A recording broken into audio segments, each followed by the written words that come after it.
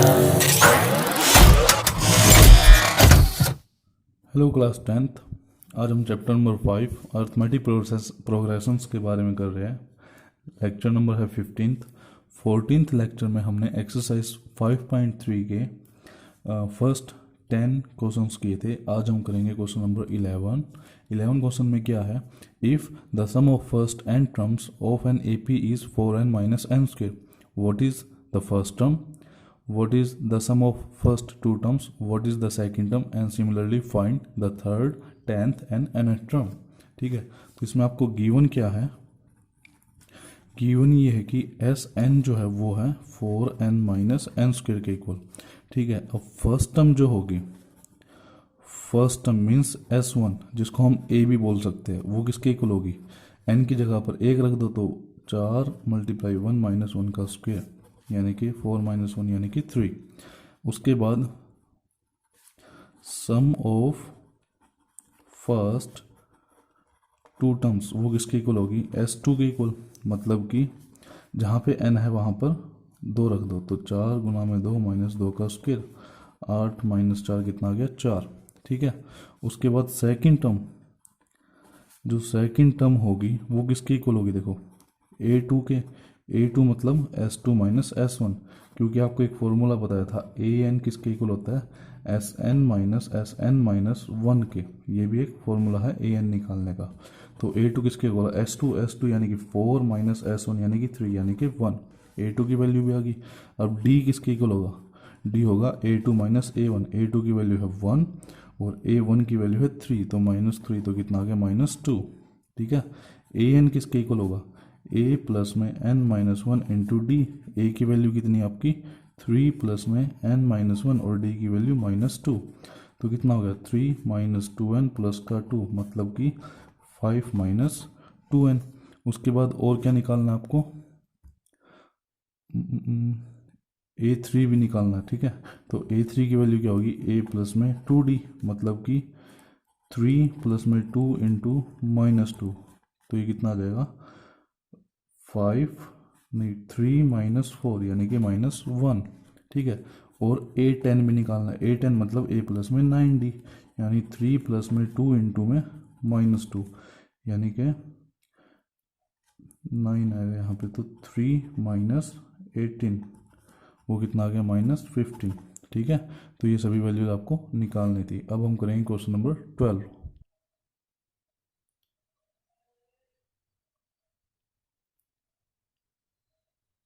Question number 12 में क्या है, find the sum of first 40 positive integers divisible by 6। मतलब कि पहले 40 पॉजिटिव इंटीजर जो 6 से डिवाइड हो जाए, तो वो सबसे पहले कौन से होंगे, देखो सबसे पहला 6, फिर उसके बाद 12, फिर 18, फिर 24, इस तरीके से होंगे। और लास्ट में कौन सा होगा 240। तो इन सब का आपको सम निकालना है, ये आप कर सकते हो इजीली, है ना। क्वेश्चन नंबर 13 में क्या, find the sum of first 15 multiples of 8। 15 में सबसे पहले कौन सा आएगा 8, फिर 16, फिर 24, इस तरह से चलता जाएगा और लास्ट में कौन सा आएगा 120, क्योंकि 15वें नंबर पर तो यही आएगा। इसका भी सम निकालना आपको। क्वेश्चन नंबर 14 में क्या है, 14 में कह रहा है find the sum of the odd numbers between 0 and 50। 0 और 50 के बीच में ओड नंबर कौन कौन से, 1, 3, 5, 7 इस तरह से, और लास्ट में कौन सा होगा 49। इन सब का भी आपको सम निकालना है। ठीक है, तो ये 3 क्वेश्चन आप ट्राई करना। अब हम करेंगे क्वेश्चन नंबर 15। क्वेश्चन नंबर 15 में ये है कि किसी कंस्ट्रक्शन जॉब में अगर कॉन्ट्रैक्टर एक दिन भी काम को डिले करता है तो उसको 200 रुपये देने होंगे पेनल्टी के लिए, और अगर 2 दिन डिले करता है तो 250 रुपये, 3 दिन के लिए 300 रुपये, इस तरह से 50 रुपये हर दिन बढ़ते जाएंगे। तो आपको क्वेश्चन ये है कि if he has delayed the work by 30 days, how much money the contractor has to pay as penalty. तो इसके लिए देखो आप क्या है, क्या लिखोगे, it can be observed that these penalty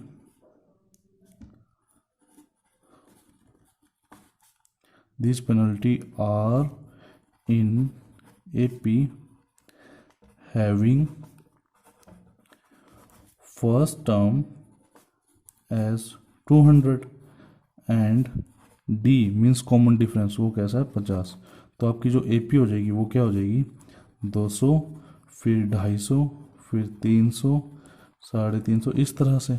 ठीक है, अब आपको करना क्या है इस क्वेश्चन में, आपको निकालना है पेनल्टी दैट, करना क्या, penalty that has to be paid if he has delayed the work by 30 days। Means आपको S30 निकालना है।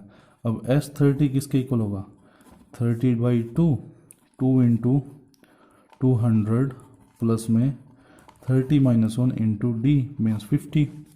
तो देखो यहाँ से कितना आया ये 15, 15 मल्टीप्लाई 400 प्लस में 29 मल्टीप्लाई 50, तो ये कितना 15 मल्टीप्लाई, इनको जब आप सोल्व करोगे तो वो आएगा 1850। तो टोटल आपका आ गया 27,750 रुपये उसको पेनल्टी के लिए देने होंगे। नेक्स्ट हम करते हैं क्वेश्चन नंबर 16।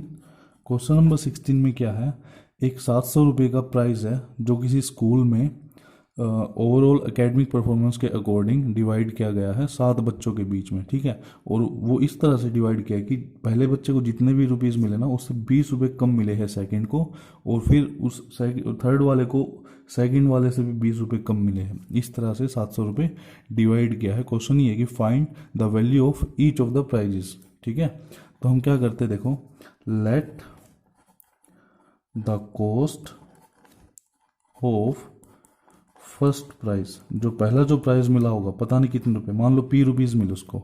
ठीक है, so the cost of second price कितना होगा, इस पहले वाले से 20 रुपये कम यानी कि p - 20 रुपीज़। इसी हिसाब से कॉस्ट ऑफ थर्ड प्राइस कितना होगा, इससे भी 20 रुपये कम यानी कि p - 40 रुपीज़। ठीक है, कॉस्ट ऑफ फोर्थ प्राइस कितना होगा, इससे भी 20 रुपये कम यानी p - 60 रुपीज़। फिर फिफ्थ के लिए कितना होगा p - 80 रुपीज़, और सिक्स्थ के लिए p - 100 रुपीज़। उसके बाद जो सेवन्थ जो बच्चा है उसके लिए कितना होगा p - 120 रुपीज़। ठीक है, इस तरह से हो गया। अब यहाँ पे जो आपकी AP बनी आप ऑब्जर्व कर सकते हो, AP आपकी क्या बनी, फर्स्ट टर्म आपकी p, फिर p - 20, p - 40, p - 60, p - 80, p - 100 and p - 120। ठीक है, इसके अंदर a की वैल्यू तो है p और d की वैल्यू कितनी है p - 20 - p यानी कि -20। ठीक है, a की वैल्यू तो है p जो फर्स्ट टर्म आपकी, और d की वैल्यू क्या है -20। अब आपको गिवन ये है कि जो S7 है मीन्स टोटल प्राइस वो कितना है 700 रुपीज़। ठीक है, तो S7 किसके इक्वल होगा 7/2 इंटू में 2a प्लस में 7 - 1 इंटू डी, वो 700 रुपये होना चाहिए। ये दो डिवाइड में है तो मल्टीप्लाई में हो जाएगा, तो 2a प्लस में 6d is equal to 700 into 2, और ये 7 मल्टीप्लाई में तो डिवाइड में आएगा, तो कितना हो गया 2a प्लस में 6d is equal to 200। a की वैल्यू कितनी है हमारी p प्लस में 60 इंटू डी की वैल्यू है -20 इज इक्वल टू 200, तो 2p माइनस में 120 is equal to 200, 2p is equal to 200 plus में 120 यानी कि 2p इज इक्वल टू 320, और p की वैल्यू कितनी आ जाएगी, ये 320 के डिवाइड में जाएगा 2 तो कितना आ जाएगा 160। सो तो आप यहाँ पे क्या लिख दोगे, value of each price is equal to, सबसे पहला कितना हो जाएगा देखो 160, उसके बाद फिर 140 रुपीज़ 20 रुपये कम, फिर 120, 100, 80, 60 एंड 40, ये आपके वो 7 प्राइस आ गए। ठीक है, नेक्स्ट करते हैं हम क्वेश्चन नंबर 17। क्वेश्चन नंबर 17 में क्या है, किसी स्कूल में बच्चों को पेड़ लगाने हैं और वो किस हिसाब से लगाने हैं, जैसे कि मान लो फर्स्ट क्लास में कोई बच्चा है, फर्स्ट क्लास को 1 पेड़ लगाना है, सेकंड क्लास को 2 पेड़ लगाने हैं, और थर्ड क्लास को 3 पेड़, फोर्थ क्लास को 4 पेड़, इस तरह से +2 तक 12वीं क्लास तक सभी को पेड़ लगाने। 12वीं क्लास कितने पेड़ लगाएगी 12। अच्छा, अब उसके बाद एक कंडीशन और दे दी, अगर एक क्लास में जैसे हर क्लास में 3 सेक्शन दे रखे हैं, तो जैसे फर्स्ट क्लास में 3 सेक्शन है, एक सेक्शन एक पेड़ लगाएगा, तो 3 सेक्शन कितने पेड़ लगाएंगे? 3। ठीक है। वैसे ही सेकंड क्लास में एक सेक्शन अगर 2 पेड़ लगा रहा है तो 3 सेक्शन कितने लगाएंगे? 6। वैसे ही थर्ड क्लास में एक सेक्शन अगर 3 पेड़ लगा रहा है तो 3 सेक्शन मिलके कितने पेड़ लगाएंगे? 9। वैसे ही अगर 12वीं क्लास में एक सेक्शन 12 पेड़ लगा रहा है तो 3 सेक्शन मिलके कितने पेड़ लगाएंगे? 36। ठीक है। तो इसको करना कैसे है? क्वेश्चन नंबर 17 में आप ये ऑब्जर्व कर सकते हो, it can be observed that the number of trees planted by student is in AP। मतलब कि पहले एक, फिर 2 पेड़ लगाए, फिर 3 पेड़ लगाए, फिर 4 पेड़ लगाए, 5, इस तरह से 12 पेड़ लगाए। ये हम अभी एक सेक्शन के लिए बात कर रहे हैं। ठीक है। बाद में हम 3 से मल्टीप्लाई कर देंगे तो डायरेक्ट तीनों सेक्शन के लिए आ जाएगा। इसके अंदर ए की वैल्यू तो है 1 और डी की वैल्यू भी 1 है, 2 - 1 तो 1। ठीक है। अब आपको करना क्या है, आपको टोटल पेड़ पूछे उसने कि भाई how many trees will be planted by the students, तो यानी कि ये 12 क्लास के लिए तो S12 निकालना होगा। S12 किसके को लाएगा? 12/2 इंटू में 2 इंटू 1 प्लस में 12 - 1 और डी की वैल्यू क्या है? वो भी है 1। ठीक है। तो ये कितने पे गया? 6 पे। 6 × 2 प्लस में 11, मतलब कि 6 × 13, तो ये कितना आ जाएगा? 78। ये आया एक एक सेक्शन के लिए। But number of trees planted by 3 sections of each classes. ठीक है। जो ईच क्लासेस के 3 सेक्शन है तो वो कितना हो जाएगा? 3 × 78, यानी कि 234 जो है इतने टोटल पेड़ लगेंगे 12वीं क्लास तक। ठीक है। ये था क्वेश्चन नंबर 17। अब करते क्वेश्चन नंबर 18। क्वेश्चन नंबर 18 में क्या है, एक स्पाइरल मेड किया गया है। स्पाइरल मीन्स जो चक्री जिसको बोलते हैं। जैसे मान लो कोई पॉइंट है ए और यहाँ से कुछ ना कुछ रेडियस है, वो है 0.5। ठीक है। और इस पॉइंट को नाम दे दो बी। अब यहाँ से ये जो रेडियस है, यहाँ से एक सेमी सर्कल बनाया, उसके बाद इस पॉइंट से फिर एक और सेमी सर्कल बना। ठीक है। जिसकी रेडियस है आपकी 0.5 + 0.5 यानी कि 1.0। इसको नाम दे दो मान लो सी पॉइंट ये। ठीक है। उसके बाद ये सी पॉइंट से फिर से एक और सेमी सर्कल बना। ठीक है। जिसकी रेडियस है 1.0 होगी। ठीक है। उसके बाद यहाँ से इस पॉइंट से फिर से एक और स्पाइरल बना। सपोज करो ये पॉइंट डी तक आ गया, तो अब ये जो नया जो सेमी सर्कल बना उसकी रेडियस है 1.5। फिर यहाँ से वापस घूम के एक और ये स्पाइरल बना जिसकी रेडियस है ये डी पॉइंट, तो ये ई पॉइंट जिसकी रेडियस है 2.0। इस तरह से जैसे कि ये जो पहला जो सेमी सर्कल बना इसकी कुछ ना कुछ लेंथ होगी। सपोज करो उसको नाम दे रहे हम L1। ठीक है। उसके बाद जो सेकंड सेमी सर्कल बना इसको नाम दे रहे हम, इसकी लेंथ को नाम दे रहे हम L2। उसके बाद L2 के बाद ये जो थर्ड जो सेमी सर्कल बना ऊपर वाला, इसको नाम दे रहे हम L3। इस तरह से ये फोर्थ जो सेमी सर्कल है इसकी लेंथ को हम दे रहे हैं L4 और फिर L5 एंड L6। इस तरह से आपके जो टोटल 13 सेमी सर्कल बने हैं। ठीक है। और आपको निकालना क्या क्वेश्चन यही है आपका, what is the total length of such A spiral made up of 13 consecutive semi circle, जिसके अंदर पाई की वैल्यू आपको कितनी दे रखी है? 22/7। अब हमको पता है कि circumference of a semi circle की जो सर्कमफ्रेंस होती है वो क्या होती है? πr। ठीक है। अब यहाँ पे देखो क्या लिखोगे आप? सर्कमफ्रेंस फॉर L1 मीन्स ये जो पहला जो सेमी सर्कल है इसके लिए क्या हो जाएगी? πr1। ठीक है। फिर सर्कमफ्रेंस फॉर L2 वो क्या हो जाएगी? πr2। सर्कमफ्रेंस फॉर L3 वो क्या हो जाएगी? πr3। इस तरह से चलती जाएगी। और सर्कमफ्रेंस फॉर L13 जो 13th जो आपका सेमी सर्कल होगा उसके लिए क्या हो जाएगी पाई R13। सही बात है। अब एक चीज़ देखो, R1 की वैल्यू कितनी है आपकी 0.5, R2 की वैल्यू 1.0, R3 की वैल्यू 1.5 एंड सो ऑन। ऐसे ही कहीं ना कोई R13 की भी वैल्यू होगी। तो यहाँ पे क्या लिख दोगे, it can B observe that, it can B observe that all radius are in AP, जैसे कि 0.5, 1.0, 1.5, 2.0 एंड सो ऑन, जिसके अंदर A की वैल्यू तो है 0.5 और D की वैल्यू कितनी है 1.5 माइनस 1.0 माइनस 0.5 यानी कि वो भी है 0.5। A की वैल्यू भी 0.5 और D की वैल्यू भी 0.5।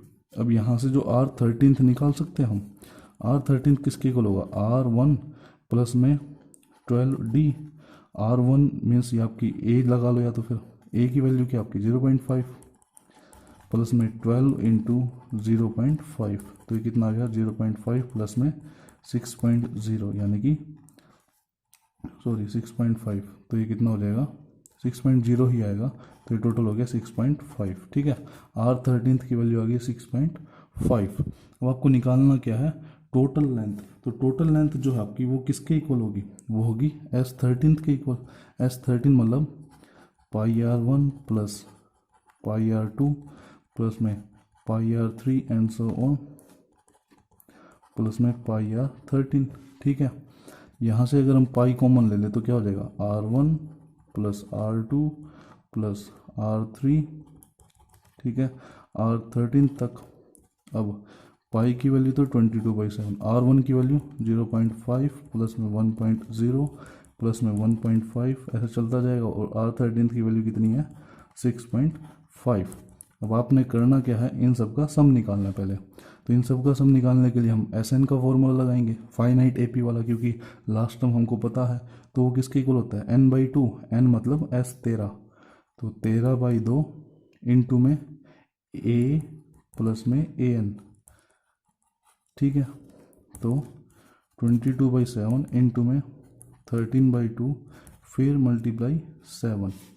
ठीक है, 7 से 7 और ये गया यहाँ पर, तो 11 इंटू 13 कितना हो जाएगा 143 सेंटीमीटर। यही आपका आंसर है क्वेश्चन नंबर 18 के लिए। अब हम कर दे क्वेश्चन नंबर 19।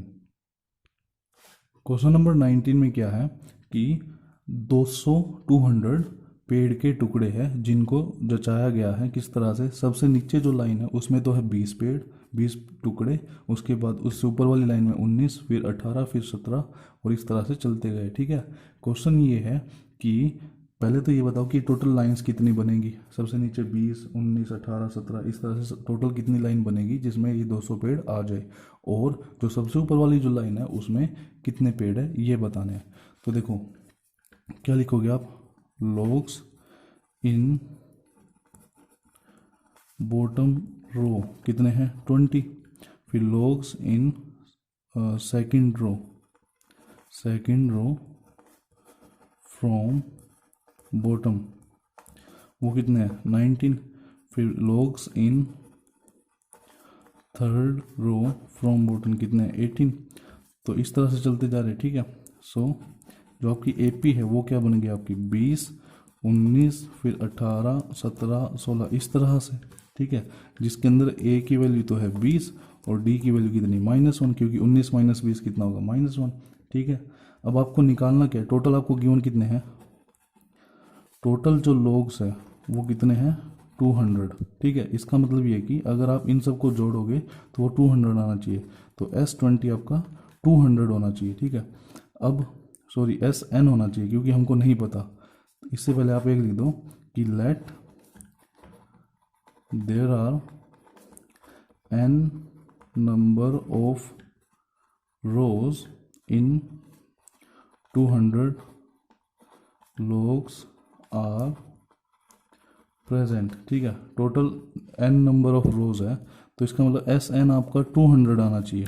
ठीक है, अब SN किसके इक्वल होता है n/2 इंटू 2A प्लस में n - 1 इंटू D और वो आपका कितना आना चाहिए 200।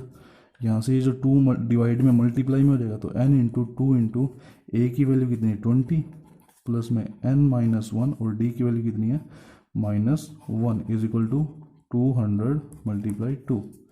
अब ये n into 40 minus n plus 1 is equal to 400।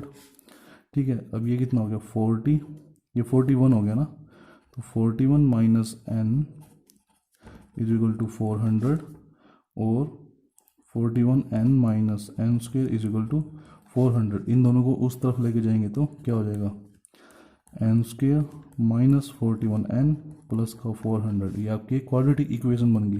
क्या हम इसको इस तरह से लिख सकते हैं, माइनस का 16n माइनस का 25n प्लस का 400, इसको हमने इस तरह से स्प्लिट कर दिया। तो n कॉमन आएगा तो क्या बचा n माइनस 16 और माइनस 25 कॉमन लिया तो फिर से n माइनस 16, दो फैक्टर बन गए n माइनस 16 और एक n माइनस 25। तो n की जो दो वैल्यू आएंगी वो आएगी 16 और 25। ठीक है, अब क्या करोगे आप, यहाँ पे दो वैल्यूज आ गई। आप पहले a16 निकाल के देख लो। a16 मतलब a प्लस में 15d यानी कि 20 प्लस में 15 मल्टीप्लाई कितना d की वैल्यू कितनी -1, तो ये कितना आएगा 20 माइनस 15 यानी कि 5।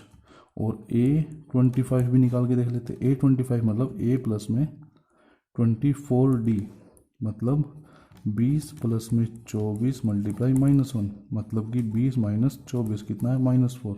अब जो ये n की वैल्यू है ना, n हमारा है नंबर ऑफ रोज जो कि नेगेटिव नहीं हो सकती, तो क्या लिख दोगे hence number of rows is equal to 16 and in top row, जो सबसे ऊपर वाली जो रो होगी उसमें कितने होंगे आपके पेड़। देखो a16 की वैल्यू कितनी है 5, in top row 5 logs are there. ठीक है, ये आपका क्वेश्चन नंबर 19 था। अब करेंगे हम क्वेश्चन नंबर 20। क्वेश्चन नंबर 20 में क्या है, एक कॉम्पिटिटर है, उसमें क्या है कि वो कॉम्पिटिटर को, ये एक बाल्टी है और यहाँ पे 3-3 मीटर के डिस्टेंस पे एक आलू रखे हुए हैं। ठीक है, कॉम्पिटिटर को करना क्या है, यहाँ से भागना है स्टार्टिंग पॉइंट से।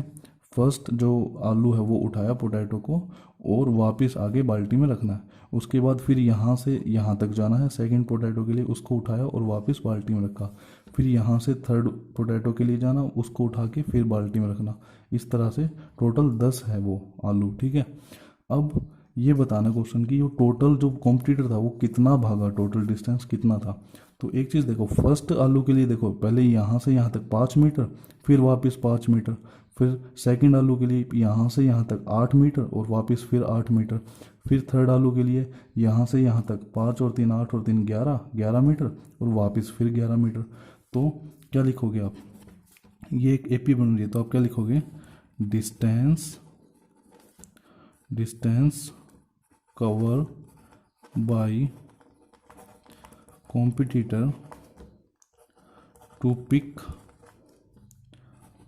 first potato is equal to 5 metre. फिर उसके बाद distance cover by competitor to pick second potato, वो कितना आया 5 + 3 यानी कि 8 मीटर। उसके बाद distance cover by competitor to pick third potato, वो कितना हुआ 5 + 3 + 3 यानी कि 11 मीटर। ये 3-3 मीटर बढ़ता जा रहा है, तो यहाँ पे क्या लिख दोगे, सो ये कहाँ तक जाएगा, आपका थर्ड पोटैटो 10th पोटैटो तक जाएगा। डिस्टेंस ये कहाँ तक जाएगा, distance covered by competitor to pick 10th potato, वो भी कुछ ना कुछ डिस्टेंस आएगा। ठीक है, वो हम निकाल लेंगे। तो यहाँ पे जो आपकी AP है वो क्या बन गई, देखो पहले आया 5, फिर 8, फिर 11, फिर 14, इस तरह से जो आपकी वो जो AP है वो बनती जाएगी। लेकिन ये है सिर्फ और सिर्फ एक चक्कर के लिए, वापस भी तो आ रहा है ना वो, तो वापस आने के लिए डिस्टेंस डबल हो जाएगा। तो हर बार आप क्या कर दोगे, 2 × 10, 2 × 5, तो वो कितना आ जाएगा, 10 मीटर। ऐसे ही यहाँ पर जो भी 8 था वो तो सिंगल के लिए था, इस तरफ जाने के लिए, वापस भी तो आएगा, तो कितना हो जाएगा, 16 मीटर। इधर से 11 के भी मल्टीप्लाई में यानी कि 22 मीटर। तो अब आपकी जो AP बनेगी रियल में, वो आपकी क्या बनेगी, सबसे पहले 10, फिर 16, फिर 22, फिर 28, इस तरह से, ठीक है। जिसके अंदर A की वैल्यू तो है 10 और D की वैल्यू है 16 - 10, तो कितना आ गया, 6। तो A की वैल्यू 10 और D की वैल्यू 6। अब टोटल डिस्टेंस निकालना है 10 पोटैटो के लिए। तो उससे पहले हम एक चीज़ कर ले कि 10th पोटैटो की वैल्यू निकाल लो, या फिर आप ये जो एक इनफाइनाइट AP है, डायरेक्ट आप S10 निकाल दो। S10 की वैल्यू क्या आएगी, 10/2 × 2A प्लस में 10 - 1D। तो 10/2 कितना, 5, इंटू में 2 × A की वैल्यू कितनी है 10, प्लस में 9 × D की वैल्यू 6, तो कितना आ गया 5 × 20 प्लस में 54, यानी कि 5 × 74, और ये कितना आ जाएगा आपका 370 मीटर। तो ये आपका आंसर आ गया कि जो कॉम्पिटिटर है ना, क्या लिख दोगे, so the competitor has to run 370 metre to pick up all 10 potatoes, ठीक है। तो ये आपका आंसर आ गया। अब आपको कोई भी डाउट हो इन 20 क्वेश्चन में आप पूछ सकते हैं, और इनको दोबारा से एक बार आप ट्राई भी कीजिए, ठीक है। जिनके पास बुक नहीं है, मैं वीडियो के डिस्क्रिप्शन में इसका लिंक डाल दूंगा एक्सरसाइज का, वहाँ से आप इस एक्सरसाइज को भी देख सकते हो। Okay, thank you.